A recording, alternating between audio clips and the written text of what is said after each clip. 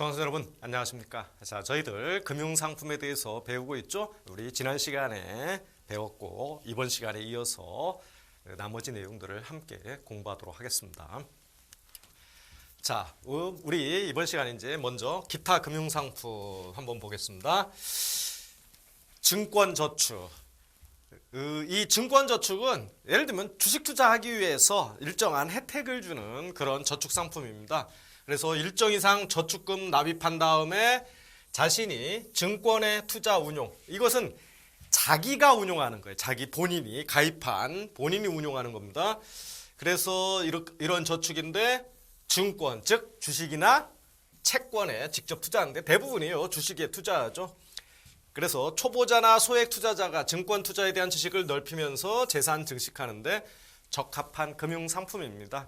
그래서 최근에 나온 새로운 그런 저축 상품은 없는데 이 증권 저축은요 대체적으로 언제 이런 게 나오냐면 주식 시장이 굉장히 안 좋아. 안 좋을 때 무슨 소득공제나 세액공제 혜택을 주면서 요때 증시 부양 차원에서 요때 가입하면 굉장한 혜택을 주는 그런 상품들이 나온다. 어쨌든 이거 주식이나 채권 같은 증권 투자하는데 필요한 그런 저축이 증권 저축이다.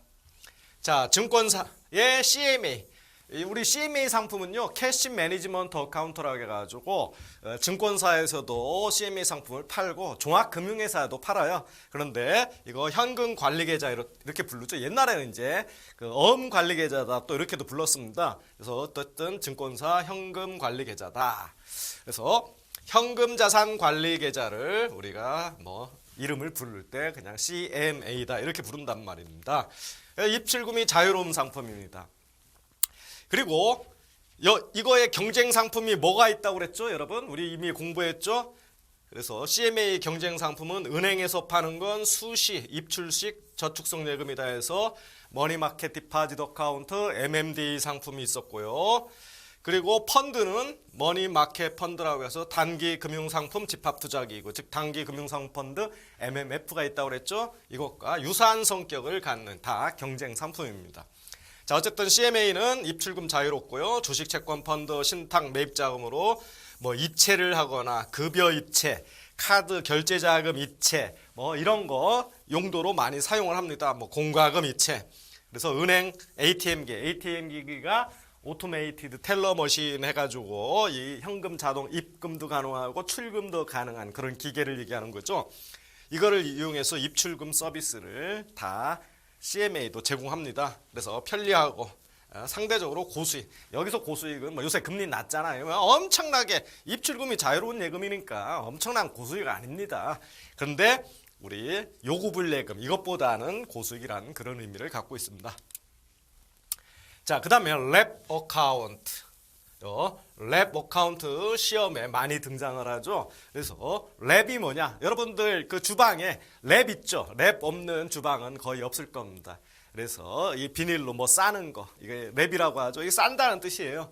그러면 금융상품에서 랩 어카운트는 계좌잖아요.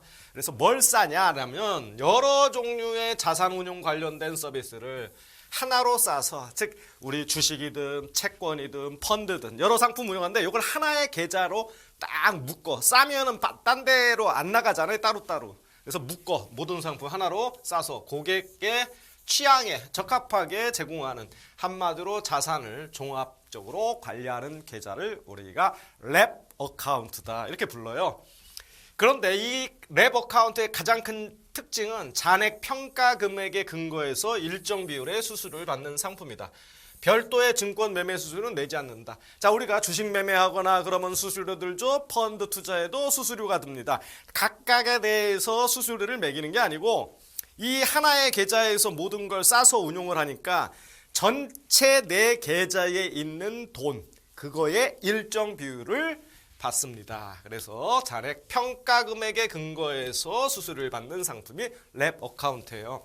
그래서 랩은 일임형 있고 자문형 있고 펀드형 이런 종류가 있습니다. 일임형은 포트폴리오 구성부터 운용까지 모두 증권사가 다 해줘. 일임 맡아서 다 해주는 거예요.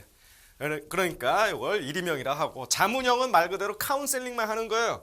증권사 외부 투자 자문사나 투자 일임회사 있죠. 여기서 종목이나 타이밍을 정해서 카운셀링 해주는 겁니다.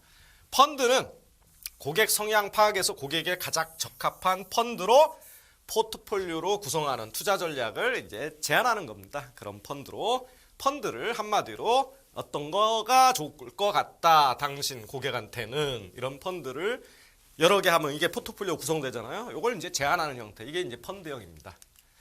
자, 그래서 랩 어카운트는 개념도 중요하지만 장단점 중요해요. 장단점이 다 있는데 이걸 랩 어카운트를 파는 증권사, 즉 금융투자회사나 영업직원이나 그리고 투자하는 고객이나 여기 자문하고 자문하는 이런 자문업자, 여기 다 장단점이 있습니다. 먼저 회사 입장에서는 안정적 수익 기반입니다. 왜? 하나의 계좌에 다 들어오잖아요. 그래서 고객과 이익 상충도 적어요. 그리고 투자 상담사, 즉 이거를 요새는 FP라고 하죠. 파이낸셜 플래너. FP들이 독립성이 약화됩니다. 그리고 소속 의식은 강화돼요. 그래서 상담사가 개별적으로 상담하려면 개별적인 펀드면 펀드, 증권이면 증권, 이런 것들에 대해서 개별적 상담이 아니기 때문에 독립성은 조금 약화돼요. 근데 소속의식은 강화됩니다. 전체가 다 들어가니까. 그리고 단점은 수수료 수입 총액이 감소할 가능성이 있습니다. 왜냐하면 여러분, 펀드 따로 증권 따로 우리 그렇게 많이들 하잖아요. 그러면 펀드를 자꾸 투자하고 환매하고 투자하고 환매하고 그럼 수수료 많이 나오죠. 주식도 샀다 팔았다 하면 수수료 많이 나올 겁니다. 근데 많이 나오는데 얘는 그냥 계좌 전체 잔액에 대해서만 매기니까 자산이 불어나지가 않으면 수수료가 많이 안 나온단 말이에요. 그러니까 이런 가능성이 있어요. 회사 입장에서는. 그리고 전체를 토탈해서 관리하려면 직원 교육이나 체질을 구축 시스템을 만들 필요가 있다.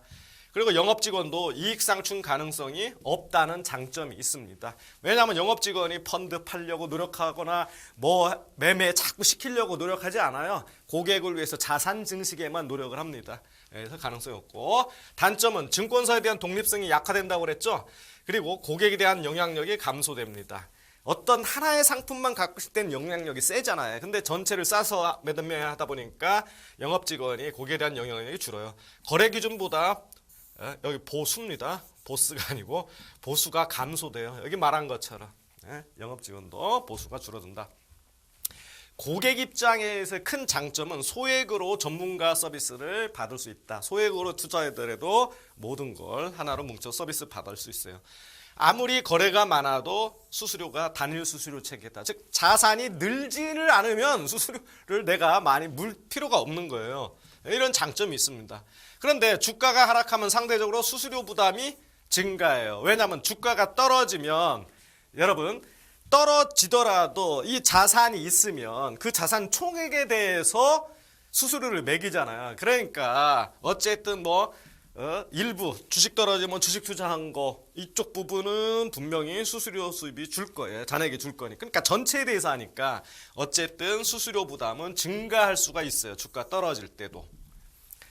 왜냐면 그냥 하나하나 매매할 때는 그거 주가 떨어질 때 매매 안 하면 수수료는 안 나가잖아요. 근데 그것도 나간단 말이에요. 총액의 잔액에 대해서 하니까.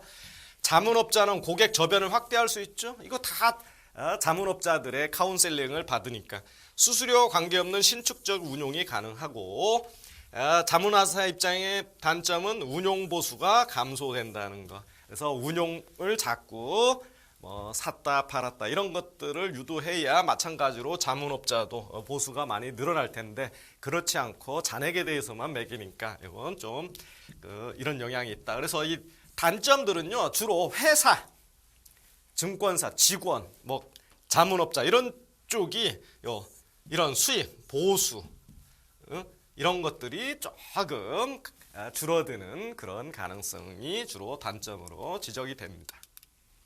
자, 그 밖에 이제 주요 보장성 금융상품들이 소개가 되어 있어요. 그래서 여기 여러 상품들이 있습니다. 그래서 여기 간단한 개념 정도만 보면 되겠습니다. 연금보험입니다. 그래서 연금보험, 연금이 뭐예요? 내가 나이 들어서 계속 월급처럼 이렇게 타먹는, 나중에 은퇴할 때는 소득이 없잖아요. 그래서 돈을 주기적으로 받아서 네, 소비 생활에 사용을 하죠. 그래서 주로 노후 생활 준비 그리고 그렇게 하는 장기 저축성 상품입니다. 그래서 큰 장점을 가진 상품이에요. 그리고 이게 10년 이상 유지하면 보험 차익, 즉 보험 차익